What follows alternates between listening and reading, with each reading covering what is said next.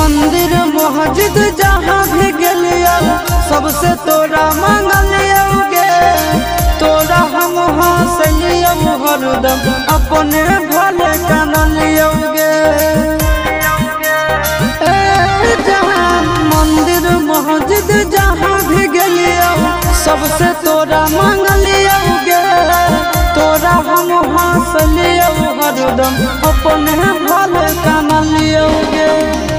तोर किस्मत खुलता तोर किस्मत खुलता जरता हमर भगिया गे। बसवे के डोलिया जानू बांस के रथिया गे। बसवे के